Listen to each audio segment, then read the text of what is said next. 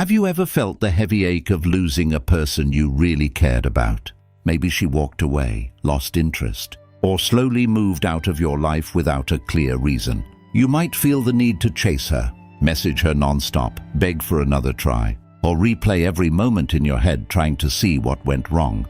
But here is a cold truth many men learn too late. The more you pursue, the further she mostly moves away. The more needy your energy becomes, the less attractive you look. So the real question is this: what really works? What can you do if you want her to respect you again? Maybe even feel drawn back toward you? The answer stays in a mindset that is more than 2,000 years old: Stoicism. Through history, men have faced heartbreak. Even strong kings, fighters, and thinkers felt being left and lost. Marcus Aurelius, the Roman leader and one of the best Stoic minds, knew something most people still struggle to accept. Liking things outside our power creates pain, he wrote. You have power over your mind, not outside events. Know this and you will find power. This rule works directly for dating. The second you stop trying to rule someone else's feelings and instead focus on your own mind, your actions, and your growth, the whole thing changes. Chasing, begging, and needy feelings kill attraction. But calm belief, self-rules, and mind control create something strong. They create respect. If you really want her to see you differently, you must become the sort of man she feels sad leaving. And that change starts with a Stoic path. The first rule is easy but tough. Stop chasing. Find the power of silence. Many men think they must text more, call more, say more, and fight harder for focus. But Stoicism shows the opposite. Power often shows in staying back. When you always reach out, you show that your mood depends on her reply. But when you step back and give space, you get back control of yourself. Epictetus once said, "It is not what happens to you, but how you act toward it that counts." When you reply with calm quiet rather than fear, something shifts. She starts to wonder why you are not acting the way she thought. Wonder appears, and wonder is often the start of attraction. The second rule is becoming a man of worth. This step has nothing to do with hate or proving stuff to her.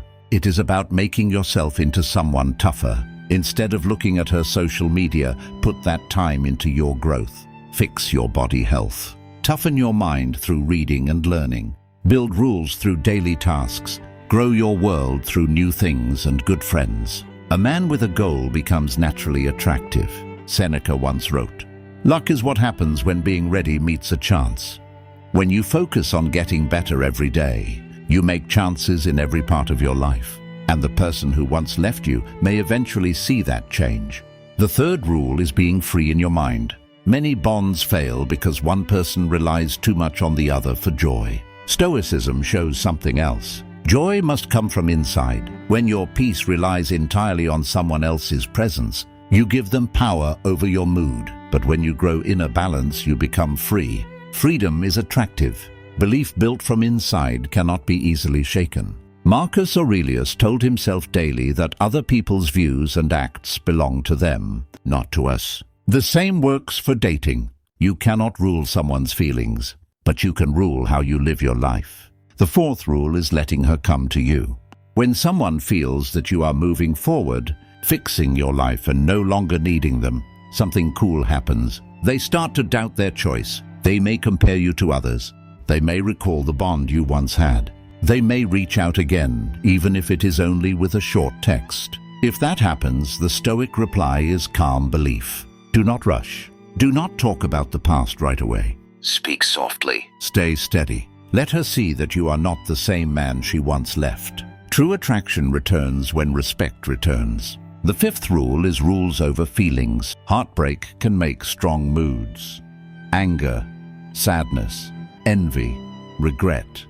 But Stoicism shows that moods should not rule your acts. They should be seen, known, and managed. When you own your reactions, you become someone hard to trick. Seneca once wrote, "He who wins over himself is the greatest fighter." The real win is not over another person.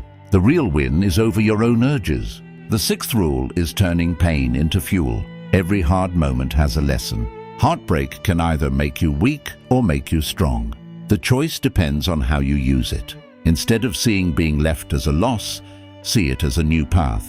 It is a chance to rebuild yourself into someone wiser, tougher, and more steady. Many of the most famous people in history were made by hard times.